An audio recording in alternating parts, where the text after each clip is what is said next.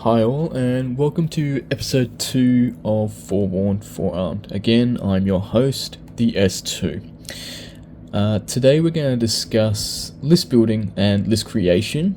We're also going to discuss how I'm going to go about creating a list specifically designed for an upcoming tournament in Australia, which will be the 120 points escalation tournament called Blazing Embers, which is on the 19th of August over at Irresistible Force. I will post up a link for that for those who are interested and want to have a go. For those in Queensland, if you're out of state, please have a look as well. It could be interesting in helping your community grow and having some fun.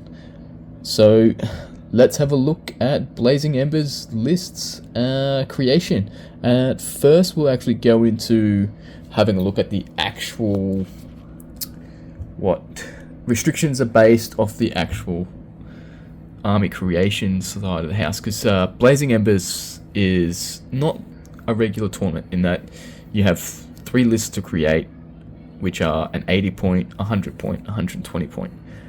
Each of those lists, the lists that you choose in the 80 point list, has to be continuous with the next 2 lists. So whatever you choose in that 80 point list, you have to put in your 100 point list and your 120 point list going forward, which makes it very interesting and just trying to figure out what you actually want to take,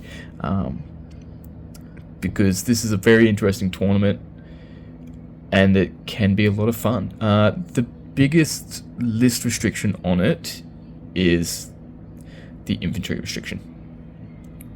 So, as I said, the infantry restriction is the biggest one. So, your points limit as per the rules set out by the TO in this, as part of the players pack, is that it has to be 1 force with no more than 3 formations, no more than 1 platoon of infantry per formation, no support infantry either. So that's a big one. That means you can't black box those infantry units. So, if you go take an all-tank force with a single infantry unit, it means you can't take infantry as a support option, which is crucial, which means if you want to take multiple infantry units, you have to take multiple formations that have infantry in them. And then for this is why I've chosen Canadians. And you'll see why I've chosen Canadians, basically because they have the best of both worlds. They have good infantry, decent tanks, they have great skill, and they also have some firepower when it comes to AA, especially in adepts. If you haven't seen what these bad boys can do, they are disgusting.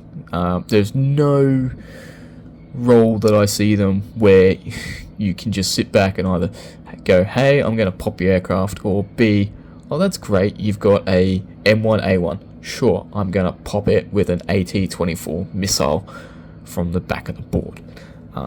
No other AA unit can do that, and that's scary, especially for the points that these cost. 15 points for 6 of them.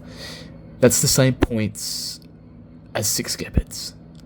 And Gepards, they can't pop M1A1s from the front. So, yeah, that's a scary thought. Anyway, on to list creation. So, as I said, I'm going to go with Canadians. The reason why I'm choosing Canadians is you get some really cool stuff for them. As I said, you get Leopard 1s, which are great. You do get the mixed infantry, however, because of this tournament, we can't choose the mech infantry, so that's bang straight out. So, and that lists a lot of other units as well, like West German Marder 2 mech infantry. Yeah, they do have tanks where you can take them. The same with the Dutch as well, where you can take them for Leopard 2s, and other forces where you do have the option of having a singular infantry unit as one of your black box choices for that formation, which can be handy. However, it does limit what you can take in the end. So that's why I'd rather take a pure tank force, especially when coming to the stances, which will either be attack or maneuver when it comes down to missions. Just purely based that if I want to maneuver, I really want to have enough stuff on the board so I can maneuver quickly and also maybe try to get the upper hand on my opponent.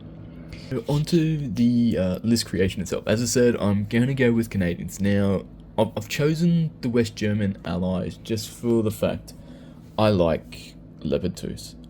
It's very quintessential to go with Canadians and West Germans just for the pure fact that if you know your Canadian history with armoured forces, eventually they do get Leopard 2s later on down the track as part of their main forces. So I'm trying to replicate, I guess, Canadians having Leopard 2s within their unit for this. And the reason why I am going to choose Leopard 2s is because of reserves. Now, if I choose 3 straight off the bat, that is my reserves done. As I've said before, I like it where I don't have to worry about reserves, which is great. So that's that done and dusted. However, as we know with the list restrictions for Blazing Embers, it has to be a tank force, basically, because you can't choose infantry as a normal force. Like, you do have some forces out there in formations within other nations, like the Germans, the Dutch, and a couple of others where you can have infantry as a black box and tanks as the other black box with HQs as well. Like your Marder 2s, Marder 1s, and the Dutch Leopard 2s as well, where they can take an infantry unit. So it's like, if you do want to try to get more infantry units because you can't take them as support, then that's really the only option if you really want to do that. So I'm happy with the 1 infantry unit, to be honest. Canadians have a great infantry unit. It's very strong, like 7 points, and just look at those stats. It's like plenty of stands for holding. Yep, 50-50 across the board with courage, morale, and rally, but skill is where you want it. And same again, they're like pseudo Brits. They're not going to hit as hard in assault as Brits, but they will hold, which is the main thing. And they're great at doing what they are, and they've got plenty of firepower to do it. So that's it. So it will be fun to see where they're headed, hopefully, in an update towards the end of the year. I'd like to see what they do with the Canadians. It would be quite nice to see with them. Anyway, what we will do is we'll go back to our list creation before we start getting off track. Let's have a look. So first off, I'm going to go with the Leopard HQ. I'm choosing 1 for now, just for the pure fact, trying to save on points. Again, our 2 black box options, which we must take as mandatory. So that gives us roughly 27 points to choose from. So I'm going to go back. I'm going to pick AT-ATs. Because why? Because I love them. And as I said, they're a great unit. They're really good. And then to top it all off, big infantry unit, toes again, and then some Reese. So that's our 80-point list. So it's 8 units. Gives us 6 for the core formation, or 5 plus the HQ. Gives us our reserves, and it also gives us some AA, but also some decent punch for things as well. Alright, so that's where we got to start. Now, as I said with Blazing Embers, you've got to remember that what you take in this 80-point list, you've got to take for your next list. So we'll go back and create our 100-point list. Copy that. We'll call it C100.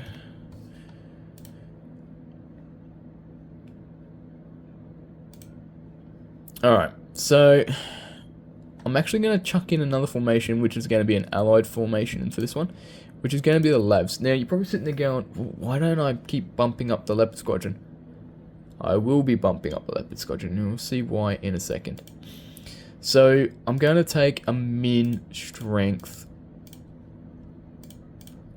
Lav formation, and the reason why is so I can chuck in 8 beautiful Hammerhead TOE2s. And this just boosts the overall AT of this force. So I've still got 6 points to use, which will be, bumping up my leopards to full strength. So that's my full force now. So now I can have, I've got plenty of scouts, so I can pretty much reserve all my scouts, and that will give me, plenty of anti-tank on the field straight off. So it gives me all my tanks, it gives me my main formation, it gives me my Hammerhead TOE2s, and it also gives me my adits. So it also gives me the option to say, hey, look, I can put in my mechanized platoon as reserves if I really want to, just so I can have a lot more firepower, because I'm not going to be versing a lot of infantry in this tournament, just for the pure fact I already know people are limited with how much infantry they can take. So, the best I'm going to see is hopefully maybe 1, if not 2 platoons of infantry. If I see 3, platoons of infantry, I'll be like, wow, good on you. You built your list to grab as much infantry as you can. So it'll be fun to see how you fit that in your 80, 120 and 100 point list. So going forward, we'll go and now do the remainder of our list, which will be our 120 list. So we'll just copy that across.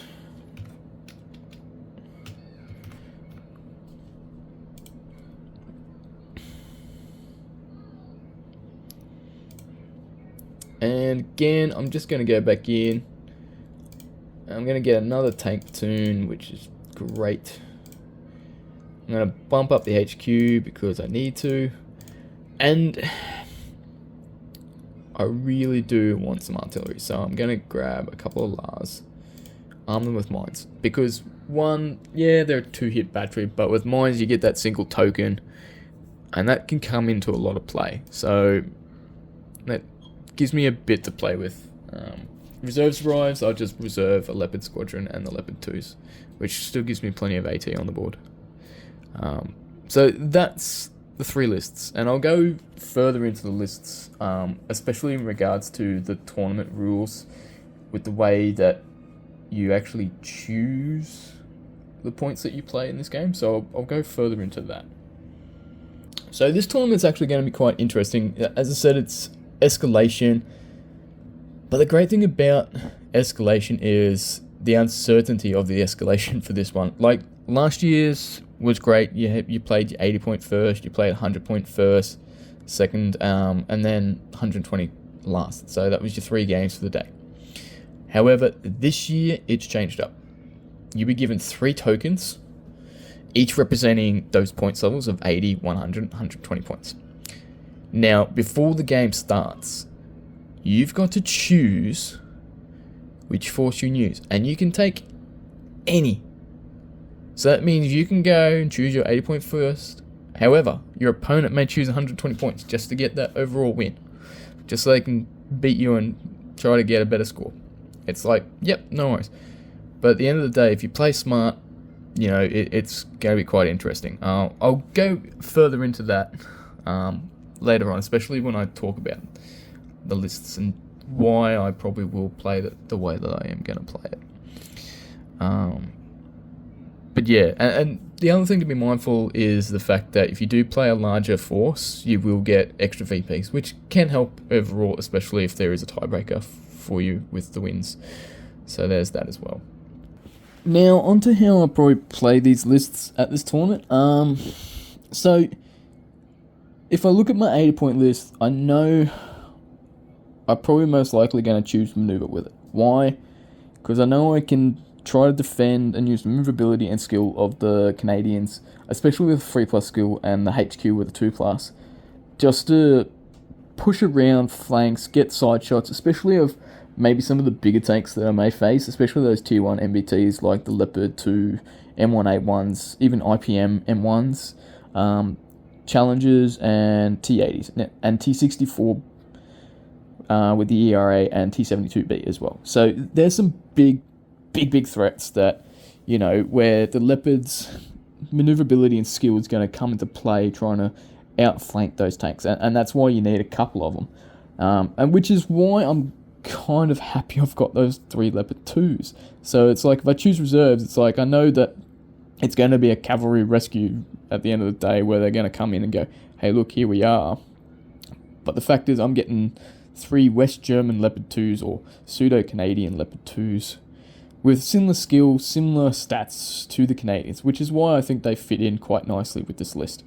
But the better thing is that they've got that extra added bonus of that extra armor, and they are a tier 1 MBT at the end of the day. So they're a scary threat, which is going to be great because they move a lot quicker than the Leopard 1s, and I think they're going to shore up and scare a lot of people, which is going to be great. So moving forward, that's the 80-point list. I'm quite happy with it. However, I don't see me playing this straight off the bat for the first game. I'd probably most likely choose my 100 point first. And the reason for that is most people are either going to choose their 120 point first or their 100 point first if you think about it from a logical perspective. Why? Because they probably want to win that first game. And it also allows them to choose either their 80 point game or their 100 point game next, or their 120 point game next, depending on which way they want to play. But at the end of the day, it also leaves them hoping that if they keep their 80 point list last, then they're more likely going to face 80 point lists at the end of the day and be on equal footing. And that's the reason why I probably won't use my 80 point list first. I'll probably use it second, hoping that people will go, oh, maybe I shouldn't use my 120 first, maybe I shouldn't use my 80 or 100 first. So that's the reason why I'm going to use my 80 point list second, which is why I'm going to choose my 100 point list first in the first round. And the reason for that is I've got everything I want. I've still got plenty of things to hit hard. And reserves, I will probably reserve the Leopard 2s, a couple of Lavs, and the Leopard HQ, and then have everything else on the board because there's plenty of it, and there's plenty of TOWs and ATs to get rid of it. I've got my TOW 2s and I got my ADITs, and I've also got 3 113 TOWs in there. So there's plenty of AT to back me up, hold my force down with that infantry to give them a decent center to sit on the objective and hold it while my Leopard 1s run around playing QRF all day, which is what they're probably most likely going to do. They're going to be QRF. They're going to be rushing between the objectives that I'm trying to hold and just try to spot fires, so to speak, before everything else arrives from reserve. So that's how that list is probably going to most likely play. Again, I'd probably most likely choose maneuver, but it depends on what my opponent's list will probably be. If they do come up with their 120 list, I'd probably most likely choose attack, just for the pure fact I want that meeting engagement, where it's a good chance that 50-50, where we both have to have 40% in reserves, and I'd rather him have 48 points in reserves than me have my points in reserve against him with an overwhelming force. So that's a little scary, where he has an extra 20 points on top of you, especially if you are going to choose maneuver. And lastly but not least, my 120 point first list. So this one, it's pretty much the same. I've just bumped it up, but I've also included some LARs, just for the pure fact that, yes, it's a small unit of artillery. I've left my artillery to last. I really do like my artillery. I do miss my mortars, and that's the one thing that Canadians don't have, is cheap artillery in support. Most other units, you do get those mortars that you can add within certain formations, like West Germans and Dutch, where you can get the mortars in there. But yeah, which is, it's okay. I'm okay with that, but not happy. So basically, I'm just going to try and use my tanks to push around as much as I can to make sure that to get coverage, because it's, at the end of the day, this is a tank battle. That's got to be at the forefront of your mind. This is a tank battle, so you got to try and outmaneuver the other tanks. So depending on terrain, now terrain is generally pretty good in these tournaments. If you've ever seen the terrain that we used for the Australian Nationals, then yeah, it's good. Plenty of coverage, great to get around, and hopefully it'll be some really good to and fro games with a lot of manoeuvring, trying to get to the flanks of certain tier 1 MBTs to try and get the upper hand on certain other vehicles. So that would be good to see. So that's my 3 lists and how I'll probably end up using them and the tokens going forward in that. So yeah, so that's how I go about creating a list for a tournament, and that's just some of the ideas that I put forward to think about how I'm actually going to do it. So I know that the UK has their nationals coming up, so it'd be very interesting to see the data coming out of that, and see how their lists went, and see what that top list will be for there. However, they do have a majority of Brit lists going forward. I got nothing against Brit lists. They're quite good. They're versatile. And to be honest, you do see that in local meta where people tend to go towards their home nation. Why? Because it's their home nation and everyone wants to play the home nation, which is great. And there's nothing against that. I think it's great that people want to be patriots within their own country, which is great. And as I said before, you know, some of the people who do play these games are vets, and they do like to play with the stuff that they serve with. And to them, it is an out. So we've got to remember that they do come along to those events and do want to play, because they do want to chat to other people who also might be vets at those tournaments. And it's a good opportunity for them to catch up with people who they've served with, or people that have served, and just have that bit of camaraderie. And that's pretty cool as well. So I think that's one of the things to take away from these games, is you do get to see some really great community bonding and community outreach there. So yeah, it's a great game to get into. So people, if you have seen it or want to play it, please do. It's a really good game, and it does support the community, and especially with a community that keeps getting behind it. So that will be Blazing Embers, 19th of August for those who want to get on board in Australia, and that'll be in Queensland, down near the Gold Coast. So that is the conclusion for episode 2. So I hope you enjoyed that little treatise on episode 2, and hopefully if you enjoyed this video, please like and subscribe and support the channel. If you have any comments on what you would like to see perhaps going forward, please leave a comment and we'll try to accommodate you. Anyway, good hunting everyone, and thank you.